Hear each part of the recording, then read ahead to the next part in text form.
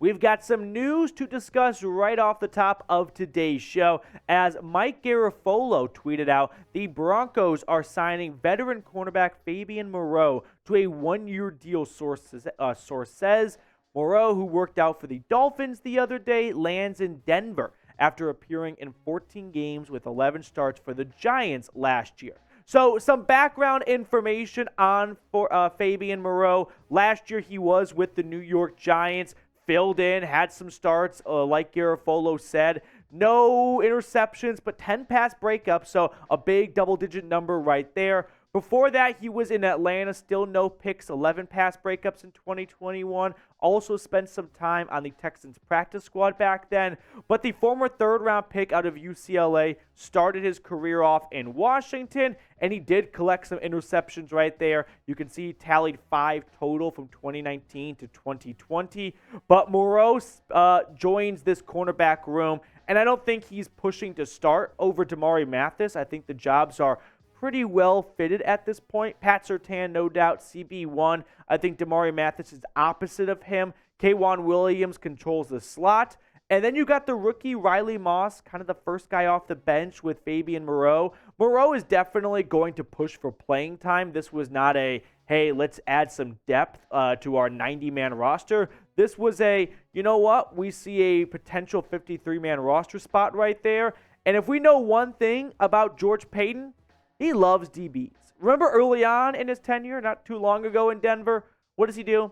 He drafts Pat Surtain, right? And then he goes out in free agency or beforehand, and he adds Kyle Fuller and Ronald Darby. Like, he has made a big investment in the cornerback position so far as Denver's general manager. He moves up in the draft to get Riley Moss, gave up a future third-round pick to Seattle because he liked him so much. He has always had a bit of an affinity towards cornerbacks because if you are going to win in the National Football League, you need a good quarterback. And in order to take down good quarterbacks, you need good edge rushers, which Denver doesn't really have consistent edge rushers, let's be honest. But they have a very good secondary. In fact, the secondary has pretty much dominated so far training camp. Fabian Moreau comes over. He's a depth piece, but he's not a camp body, right? There's a difference right there. He's not some guy that's competing for a practice squad spot. I think he makes this 53-man roster, and I think Denver's just looking at their cornerback room going, we play some really tough quarterbacks in the NFL, especially in the AFC West. We don't want our season to go down the shitter because one of our starting corners got hurt and we didn't have a good next man up. So let's make our next man up an NFL vet who, if he needs to fill in for a couple of starts, we don't have to panic too much because Faion Hicks, the seventh rounder from Wisconsin last year, all of a sudden is getting some meaningful snaps and he looks like a fish out of water.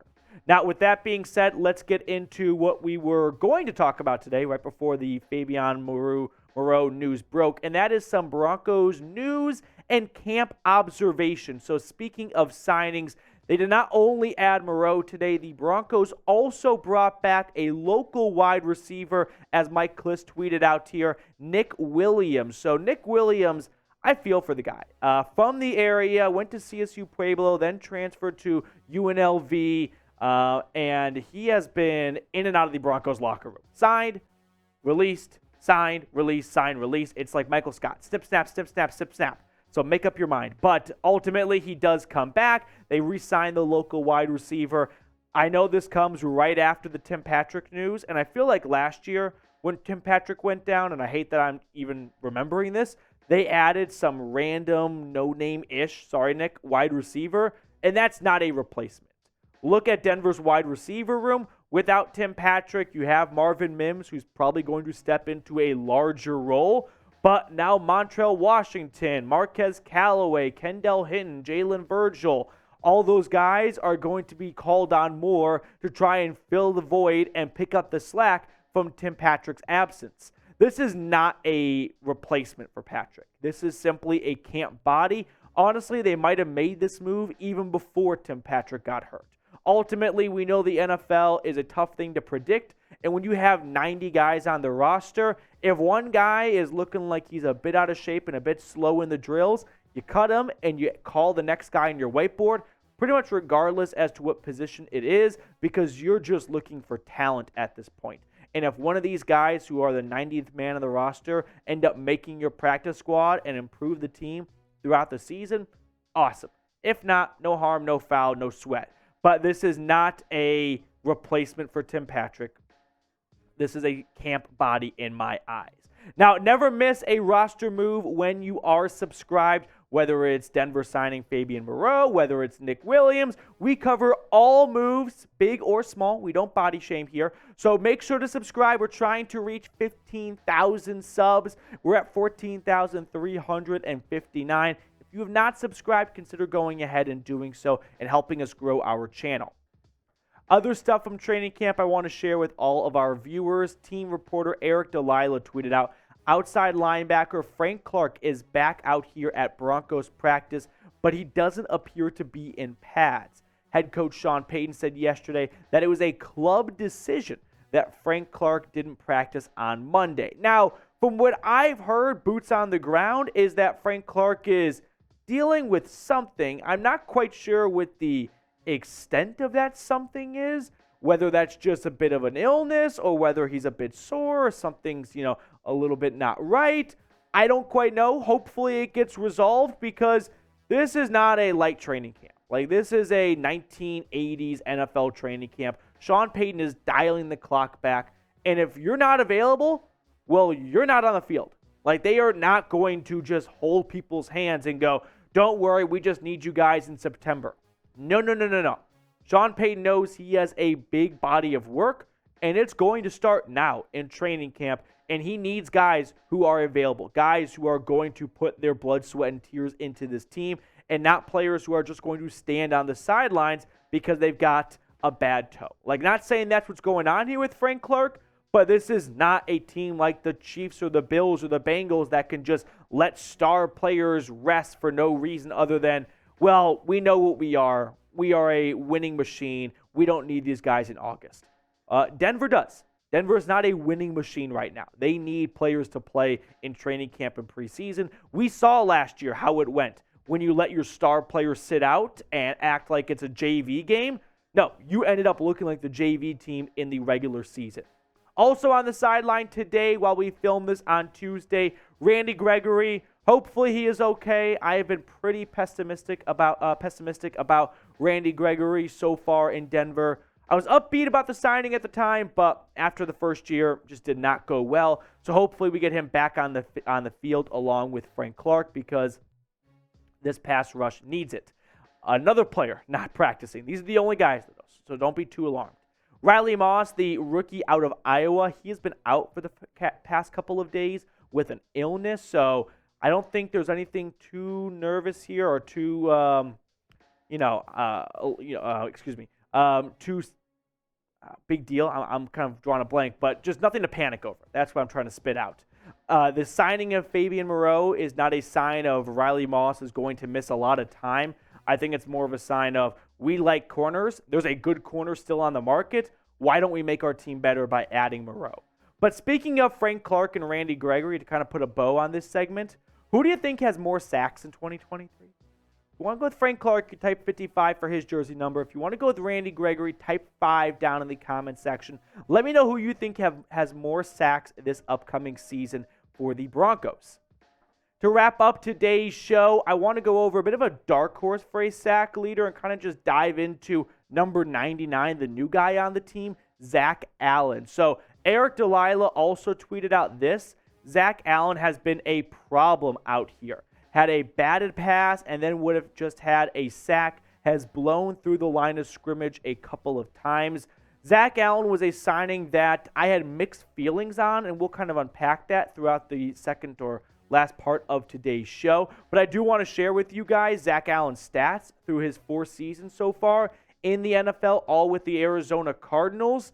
Last year, 5.5 sacks, a career high for him in a single season, 10 tackles for loss. He was signed to replace Dre'Mont Jones, right? Denver ultimately had to make a decision. They had somewhere between $40 to $50 million to spend on a new defensive end, and they decided to go with Zach Allen, Vance Joseph's guy down in the desert, and let Dre'Mont Jones walk to Seattle. Now, when you compare Zach Allen and Dre'Mont Jones, because this is the comparison to be had here, Denver had a choice. they decided to go with Zach Allen.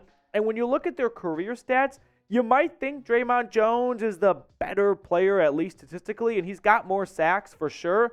But quietly, Zach Allen last year, I mean, we're going to look at some numbers later on. He had a lot of pressures, whereas Dre'Mont Jones has played in a lot more games than Zach Allen and only has 6 more pressures to show for.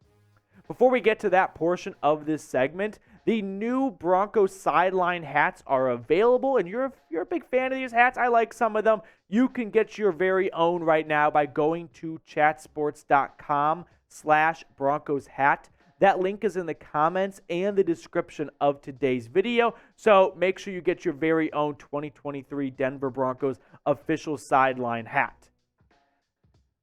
$45.7 million for a guy like Zach Allen, who has never had more than 5.5 sacks in a season and a career 11.5 through 4 seasons, felt a bit high.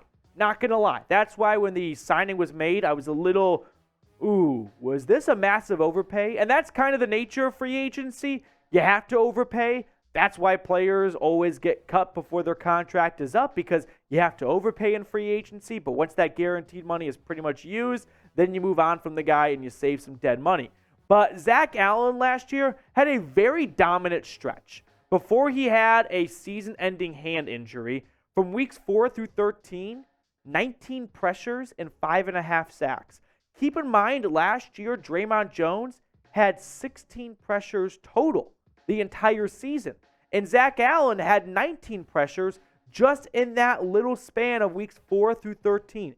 So Denver is betting on getting 17 weeks of that Zach Allen, right? The guy we just looked at who had all those sacks in just a 10-week span, right? If they can get that guy for a full season, well, $43, $44, $45 million is going to look like a bit of a steal if they're getting 10-plus sacks, 10 to 12 sacks from a player that's getting paid, what's the math, like $13 million-ish a season, 15 million, something like that.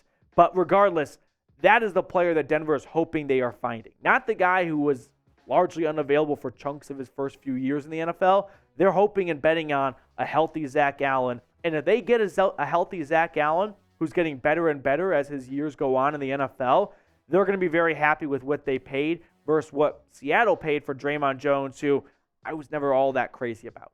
But who do you think will end up leading the Broncos in sacks? Will it be Zach Allen? Will it be Frank Clark, Randy Gregory?